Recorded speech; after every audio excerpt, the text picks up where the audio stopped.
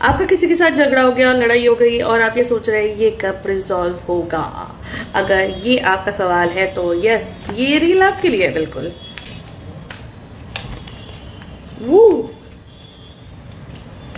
बहुत बढ़िया कार्ड है सच में। ये जो पर्सन है जिसके साथ आपका लड़ाई हुआ है, ये पर्सन सोच रहा है लगातार और ये स्ट्रैटेजिकली प्लान कर रहा है कि किस तरीके से आप दोनों का झगड़ा सॉल्व किया जाए। ठीक कि ये पर्सन को शायद आपसे कोई प्रॉफिट है फॉर श्योर, है ना। कोई कोलैब करना है, हो सकता है कि ये कोलैब करके उनको फायदा हो इसीलिए, या तो फिर आप बहुत ज़्यादा क्रिएटिव माइंड हो, या तो फिर आप पैसे का प्लान करना आप ज़्यादा जानते हैं उनसे और इसलिए वो आपसे जुड़ना चाहते हैं। आप इनके लिए एक ब्लेसिंग की तरह थे, है ना। और जब ही आपका झगड़ा हुआ उनको एक चीज़ रियलाइज़ हुआ कि एक ब्लेसिंग जो दी थी भगवान ने वो भी बंद हो गया और अभी उनको शायद क्लैरिटी नहीं है उस चीज़ की, इसीलिए वो लगातार सोच रहे हैं, ये सोच रहे हैं कि यही मेरा लक था और यही दूर चला गया, तो वो अभी सॉल्व कर रहे हैं। बट अभी ये सॉल्व करने के लिए बहुत ज़्यादा हर्ट है, तो ये अभी पॉज मोड में चले गए। ये सोच रहे हैं कि अभी रुक ही जाता हूँ, पहले हील करता हूँ खुद को या हील करती हूँ खुद को और फिर मैं आगे बढ़ती हूँ। जो भी पर्सन है इसके लंबे बाल हैं और लड़की होगी तो ये नोज रिंग्स पहनती है, नोज रिंग पहनती है जैसे मैंने पहनी हुई है।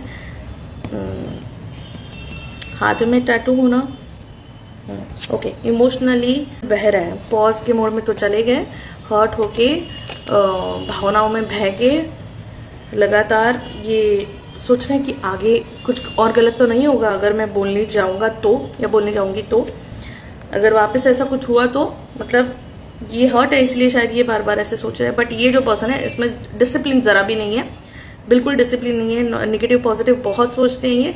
और ये कहीं शायद ट्रैवल करके जाने की सोच रहे हैं, या तो फिर हो सकता है कि ट्रैवल करके आपके पास आएंगे और फिर आपको कोई अपॉर्चुनिटी देंगे, कोलैब करेंगे। हाल भले ही वो पॉज मोड में है बट फिर भी वो आपके साथ एक यूनियन चाहते हैं। वो चाहते हैं कि आप दोनों वापस जुड़ जाए और पहले जैसे हंसी खुशी सारा उनका लाइफ बन जाए जैसे वो था पास्ट में। ओके, अभी फिलहाल ये बहुत रिग्रेट में है।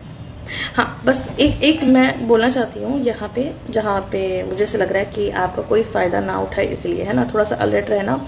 और हो सकता है ये पर्सन आए तो ये सिर्फ प्रॉफिट लेने के लिए आपके पास आए, तो कोई भी डील करने से पहले 10 बार सोचिए, पैसे इन्वेस्ट करने से पहले, देने से पहले।